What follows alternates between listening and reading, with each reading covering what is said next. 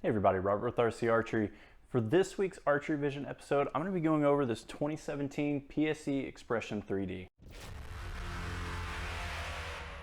So if you follow me on Instagram, you've already seen me talk and post a little bit about this bow.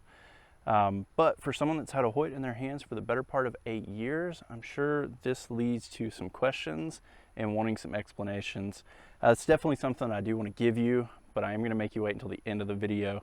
First, I just want to talk about the bow and give a really quick review of the bow itself in case anyone's out there that has one or is thinking about getting one.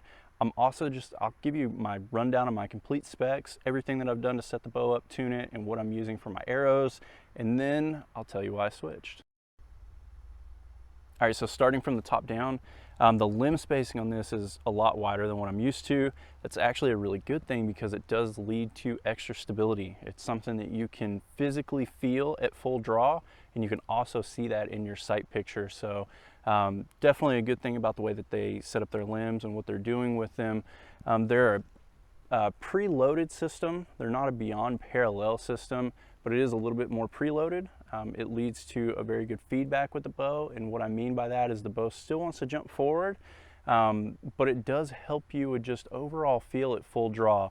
These limbs will kind of crank down on top of each other, and it does feel very solid and very good. Looking at the cams, these have the mini drive system cams. They're a hybrid system on this bow, but they're really, to me, more like a single cam bow, meaning they have a draw stop peg on the bottom cam here. On the top cam, there is none. Now there is a slot in it for an optional draw stop, so you can put that in there. Honestly, it's got a really solid back wall, so I don't really see a need to do that. I'm very impressed with the way this bow feels, and it works really well. Does have an adjustable cable rod with a roller glide system on there. It's very smooth, very good. That was an update they did for 2017 for the Xpression lineup, and it does adjust some in and out. There's a screw here. You can loosen that off or tighten it down. You can adjust and change the angle on it here. You can do a little bit with tuning that way. I keep mine tightened all the way down. I have a right tear normally when I shoot a bow, so for me, I like a little bit of added tension on these cables. Even with that, there is a little bit of angle here, and it doesn't seem like it causes any problems at all for third axis tuning. I've set up my third axis on this side at full draw and really didn't have to do anything crazy with it, so there's not a lot of riser twists is what that's showing. Going down a little bit further on the riser, you can see that it does have a string stop on it. You can take this off if you want. There's a hole here. You can just unscrew this off the bow. I'm going to keep it on for now. If it has any crazy grooving or any kind of wear that's coming out of it, I may take it off at this point. But I haven't seen any crazy, tears or arrow flight or anything coming out of it that's made me want to take it off. Everything is really consistent, even with that on there. Does have a couple different mounting options for stabilizers. I've got the mount here at the top, and also one a little bit further below that. This bottom mount would be great if you need or if you're wanting additional leverage over the bottom of the bow. So having that all the way there at the bottom, you can get a lot of leverage over not wanting to cant or turn the bow left or right. So that may help you. And then the last thing I want to talk about really quickly is just the grip. The grips on these are a little bit wider than what I'm used to with the Hoyts, but it actually fits my hand really well. The back of it is completely flat, and the edges here have a little bit of a squared edge to it. So they're very comfortable, and they feel very good in your hand, and you really don't have to worry about your hand wanting to slip one way or the other on the grip and causing any torque. You're pretty much going to find that your hand's going to go flat into this grip, and it's going to help you a lot with your left and right. Now when it comes to my setup, I'm running a pretty straightforward setup from what I normally do. I've got 57 pounds peak weight. I'm running 15 pounds of my holding weight, right around the 73.5% let off value. That I like a little bit better than the lower holding weight that I was using before, 75%, and it seems to be holding a little bit steadier for me. Bars on this, 30-inch front rod with a 10-degree down quick disconnect, 12-inch back rod that I'm using. The reason I'm using a 12 on here versus a 10 that I use on the Prevail is because the grip is not as low on this bow. So with a little bit higher grip, when the bow is bare, it really only tilts back to here instead of flipping completely over backwards. Weight-wise, I'm using 9 ounces on the front and 18 on the rear. That may change. I may go up on it because it's got a little bit firmer of a back wall on this bow. I feel like I need a little bit more weight on it to maybe help settle the sight picture a little bit more compared to what I was used to before. So that may change. I may up that. I may do 10 and 20. We'll see. Everything else is pretty standard. Spot hog, edge rest. This is the edge swap. I use this because I'm using one bow right now and I can switch this back and forth really quickly between an indoor or an outdoor setup or a 3D setup, depending on what I'm wanting to do. Axel Achieve sight, shrewd, mini mag scope, 29 millimeter. All that's pretty straightforward on it. Arrows, I'm using Easton Carbon 1s. Sometimes I'll use the Pro Tours for an outdoor bow, but because I'm switching bows and I wanted to see how they would set up, I'm starting with the Carbon 1s. They're a little bit cheaper. These arrows I've found, through this bow rather, to be a little bit on the weaker side to work best. I've got a friend of mine with both an Xpression and an Xpression 3D. He's found the same as well. So it looks like these bows like a little bit on the weak side of the green on target 2. So somewhere in that range. That's what working, best for me. Vanes, I've switched up a little bit. I'm using the AAE Max vanes. These are the 2-inch vane.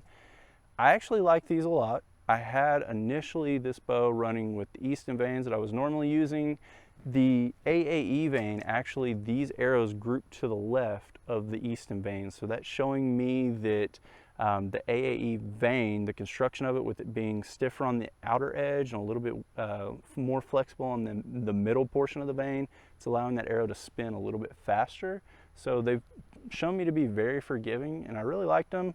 Haven't had any problems with them sticking. I use the AAE primer pin and everything seems to be working well on it. Now when it comes to arrow weight, I'm coming in right at 381.8 grains. I'm also through a chrono getting 264 feet per second. So I'm actually getting that really consistently. I was happy to see that because some bows I've had in the past, they weren't as consistent on the way that they're running through the chrono. So really happy to see the consistency there and get that out of this bow. All right, so now on to the part that I was getting the most questions on is why I made the switch. And to me, it really all revolved around the cam system. And I'm not a sponsored bow manufacturer shooter. So whichever bow I choose, I'm paying for, and I'm gonna use the one that shoots the best for me. So again, it all revolved around the cam system. And the biggest thing for me was that the cam system on this PSE, when you look at the draw force curve and just drawing it back, you can feel that it doesn't dump and drop off drastically right before you get to the valley and then the wall. That was something that the Prevail and the X3 cam did. It would, I'd get pretty close to where it was gonna go over into the valley and then it would just fall off. And the reason that is not a good thing, and the reason that causes problems, for me at least, was that the way a compound bow is set up, you don't have a lot of tension on the string to begin with when you're at full draw. The tension all transfers to the cables and that's where it's held. So when you have a cam that drops off all of the extra added tension or anything that it can use right at the very end, it makes that string have even less tension on it. You get that a lot with really high let-off bows, and you can also get that with cam systems that don't hold their weight going into the valley. So the big thing with this, with the PSE cam here, it's very smooth, it's very linear. So as you're drawing through, it's really smooth, there's no hump, and there's also no drop off right before you get to the valley. It just transfers into the valley very nicely and it goes up against the back wall. The back wall is the second reason why I like the PSE. Even with the one draw stop at the bottom, on the bottom cam rather, it still has a very solid and very nice back wall. The X3 cam, I had a little bit of issues with that when I first started using it. I switched over to a Pro stop on it, so it would be an aluminum stop and be a little bit harder and firmer back wall. And then I also played around with making the top cam hit further forward than where it needed to be with the creep tune in order to add some tension back into the system and make the back wall feel a little bit better. Overall with that Prevail, I had the draw length set a little bit over an 1/8 inch shorter than what I normally would because I was able to pull into the back wall just to anchor and really pull through. And for me, I get a lot of my steadiness at full draw from being able to pull into the back wall and kind of firm my body up and get my bone-on-bone contact and everything in place. So being able to pull through that, and really, if I wanted to, I could really pull through it through my shot, and it just never helped me be steady, and it caused a little bit of issues for me. That's something that I don't experience with this. And then lastly, the biggest thing that I was looking for was a little bit better string angle for me. On the X3 cam, the axle to axle on the X3 Prevail was half an inch or an inch longer than what you're looking at with this PSE. That on top of the cam being a little bit bigger with the X3 cam, the string angle was a little bit less sharp than what I really prefer. So in order for me to get the string to the front of my nose and come back far enough on my face, I had to lean my head back just a little bit. I wasn't ever real comfortable with that, and I didn't want to run a longer loop than what I was doing. I run a 15/16 on an inch loop, and I would have needed well over that. And it just didn't feel as good for me on shot execution. So having this bow, a little bit shorter axle to axle, the cam profile and everything, about the same, but it allows me to get a very good string angle. So normal draw length on this bow, normal loop length, and more comfortable as well. So that was a big thing. The other thing that I had was random high misses with the X3 cam. Something I couldn't ever duplicate. I tried to, but I couldn't. And a lot of that, I think, is because of the way the cam fell off right at the end of that draw force curve.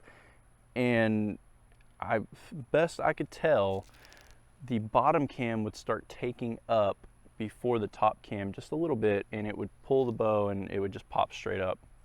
Now for me, my bow balance is naturally forward. So that's with any bow that I shoot, and even with that X3 cam. So for me, it was not only taking a bow that wanted to dip down and pulling it straight up, you know, it was just making me miss. So I was missing high on just random shots, somewhere high on the 9 ring or maybe even to the 8 ring on a Vegas face.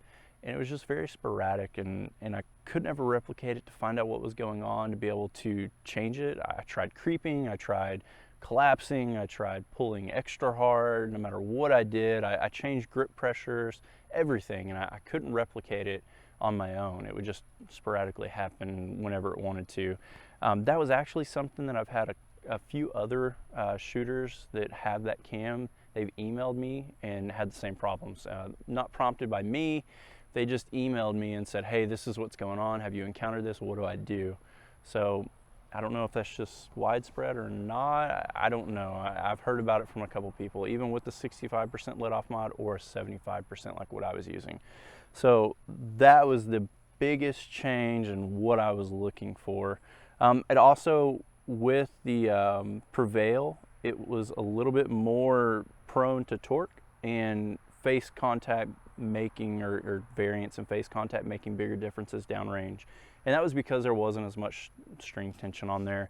When you have a cam that, you know, either has higher or lower let off rather, so you don't have as big of a drops, like a 65% let off, something like that, that'll help you in that case. Or if, like with the X3 cam, it just dropped off at the end without that drop off at the end, on this PSE, I don't notice that as much. I don't have the variances. And the way you can check that is, you know, get it full draw like this, and then just start putting torque and, you know, grip the grip differently. So I can twist it to, you know, the left and the right and see what it's going to change. And I have to put a lot of effort into it to get it to move this much.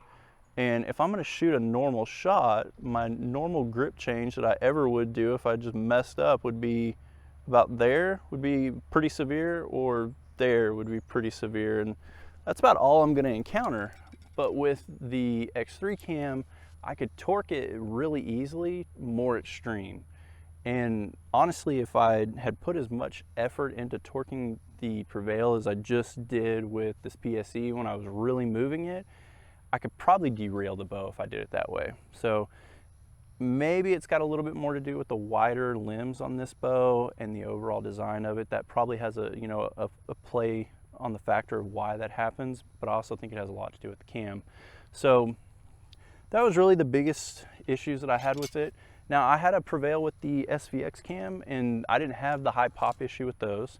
I didn't have any problems with it, and it shot really well. I just didn't like that cam being that aggressive. I wanted a little bit less aggressive cam that you know, I could feel better on my shot with. That's just what I liked.